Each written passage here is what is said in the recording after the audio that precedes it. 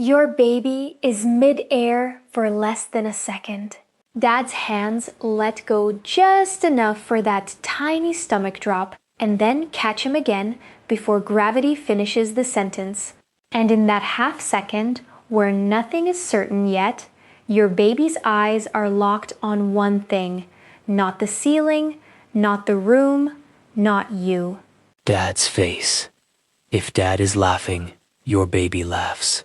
If Dad's face flickers, even for a fraction of a second, your baby's whole body changes before he even lands.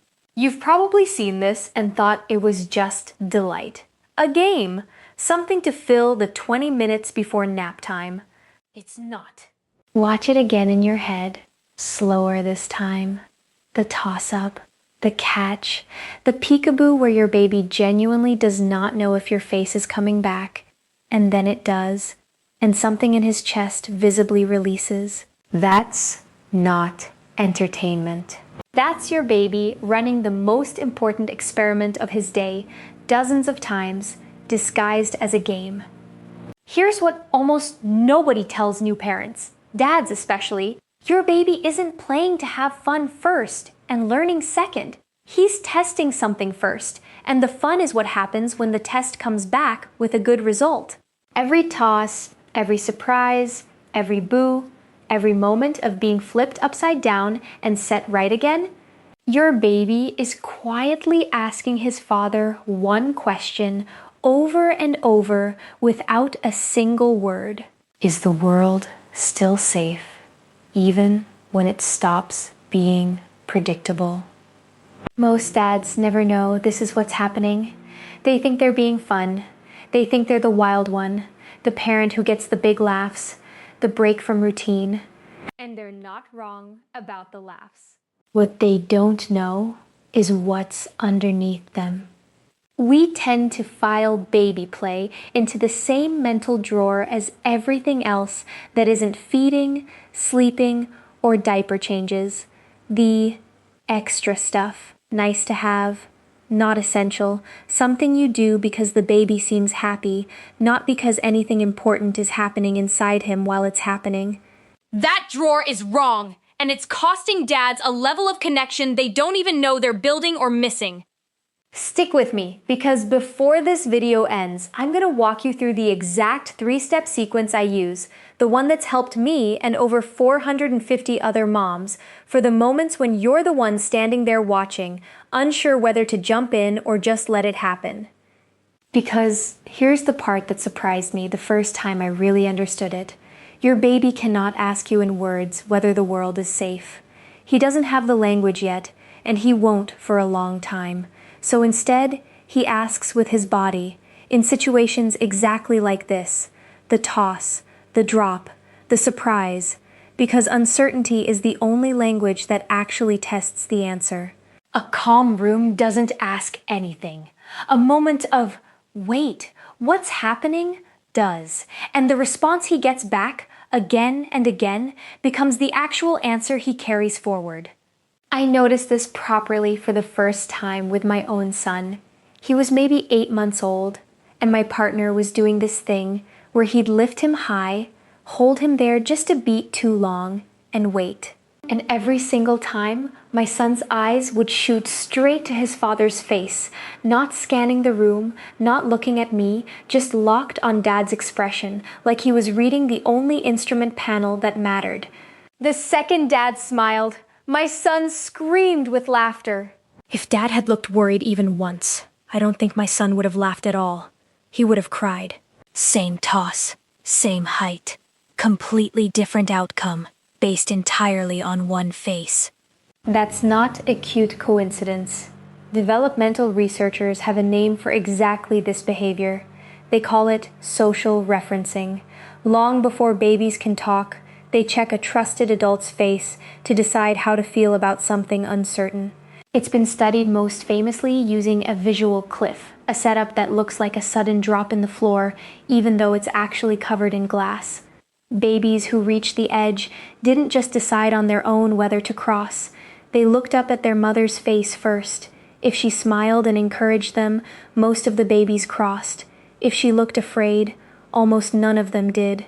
Your baby has been running this exact software since before he could sit up on his own. Has your baby ever done that to you?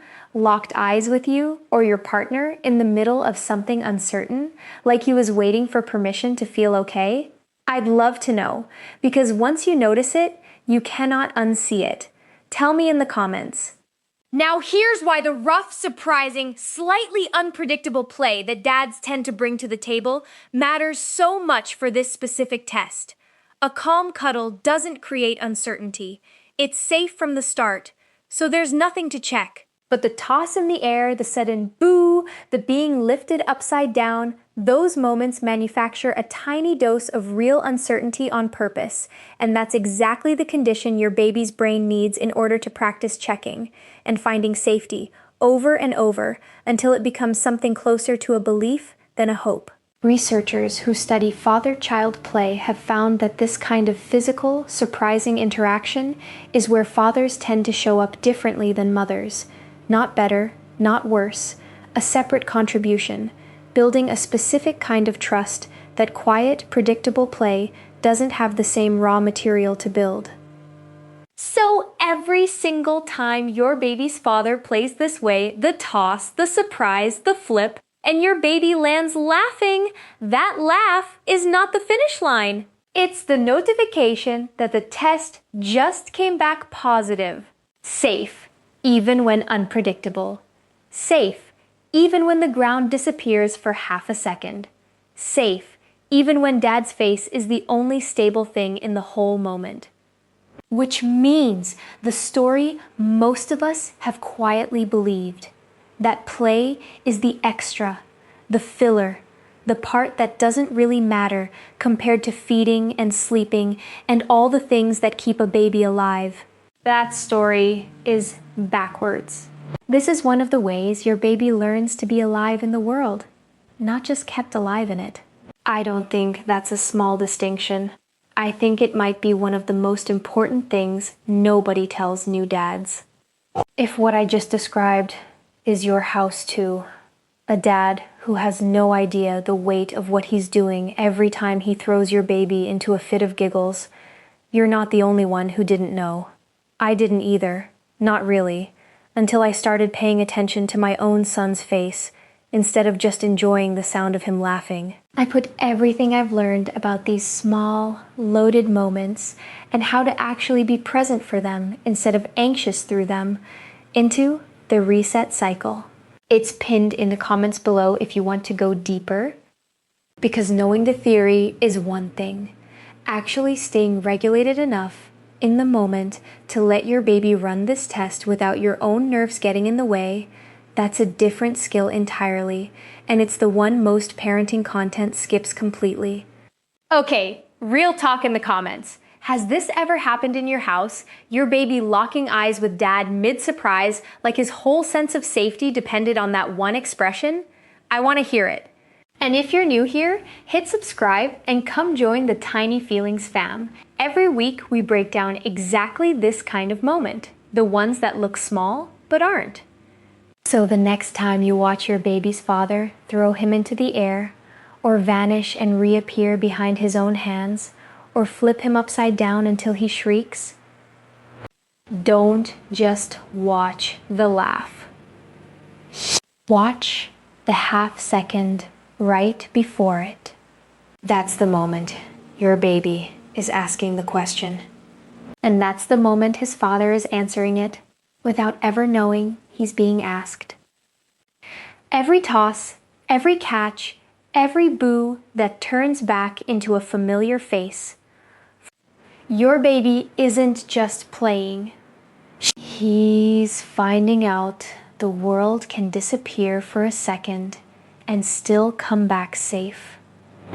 And every time it does, he believes it a little more.